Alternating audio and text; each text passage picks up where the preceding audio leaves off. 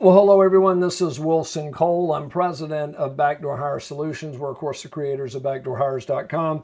And I'm also president of Adams, Evans, and Ross, which we work with credit and collections for the staffing and recruiting industry and have for the last 30 years. I want to take a moment to talk about a webinar that we just have recently done. I'm going to kind of do a recap. I do recommend that you see the webinar because we kind of drill down the excuse that we heard, and then as crazy as the excuse was, what we did to combat it. So I want to give you a recap of the 5 craziest, lamest, most bizarre or corrupt excuses that we've ever heard on backdoor hires when it comes to collecting or finding backdoor hires for recruiters. And the number one crazy excuse, or I tell you what, we're going to do it differently. The number 5, fifth strangest one that we heard, was that somebody said that the person that was presented did not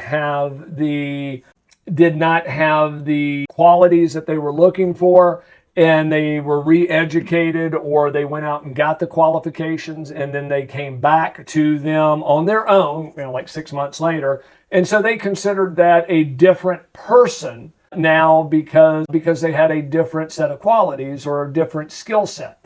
Now, number one, I'm sure they were enhanced, but I don't know if I would call them a different person. But the attorney, and it was an absolute attorney on this, that said that, well, they're a different person, therefore we don't owe a fee. And of course, our client luckily had a signed agreement, and it basically says if we present somebody, then they're not hired.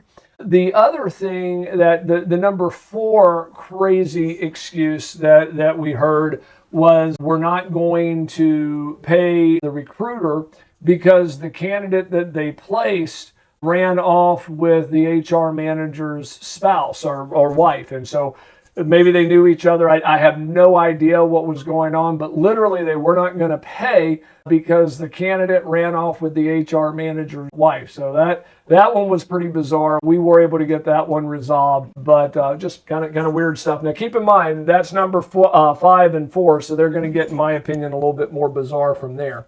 The third excuse that we heard was that the candidate doesn't work for them and never has worked for them, and therefore they don't owe the funds. Well, as we got to looking and we talked back with the client supplied us a screenshot from LinkedIn that shows this candidate with the company's logo on a presentation deck that's being broadcast up on the wall that clearly has their logo.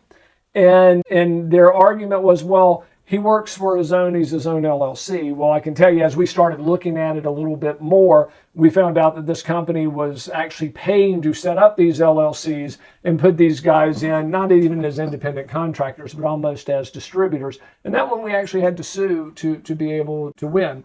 So that's number 5, number 4, number 3, and number 2 was, well, when the candidate was presented, we don't feel like the recruiter sold our company enough. And yeah, we made an offer, but the recruiter basically wasn't enthusiastic enough about this candidate working at our company. Now, our client basically had this candidate presented at 2 different locations and said they're both fine companies. I think you'd be happy with either one. It's really going to come down to where you feel like you culturally fit. It didn't matter to our client which one. This wasn't an exclusive. It wasn't a retain. But our client just was not enthusiastic enough for that presentation. And then the one that is probably the most bizarre is that our candidate was hired and threatened to kill everybody there. And now this one may have had a little bit of, I'm not saying that it was right or wrong, I'm just saying the most bizarre one. And it was a situation where they had placed a candidate. Evidently the candidate was under psychiatric care, had a psychiatric break, whether you call it crazy or, and I don't trust my sense of humor, so I'll leave it at that. But evidently he was planning on doing harm at this particular location. And so they weren't going to pay our client. Now they wound up firing the candidate and getting a restraining order, and we were able to get the client paid. But that was probably the most bizarre because evidently the emails and the communication of that candidate were to the extreme. If he wasn't crazy, he certainly sounded crazy. But if you get an opportunity, go out to backdoorhires.com, book a demo. Our guys will walk you through. We've located $24 million of placement fees over the last 6 or 7 years, and we'll show you how to utilize the demo, and it's actually risk-free if you sign up.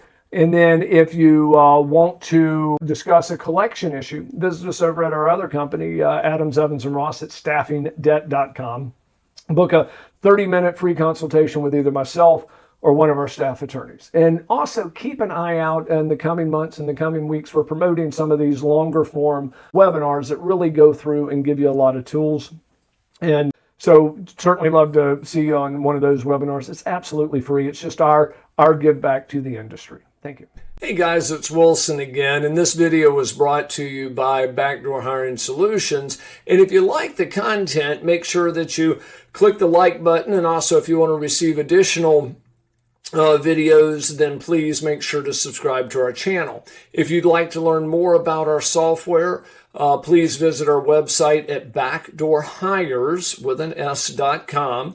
And then also, if you'd like a copy of my free book, The Top 9 Excuses, please click in the video notes below, and there's a link where you can get this book absolutely free. Just simply pay for shipping and handling. Thank you.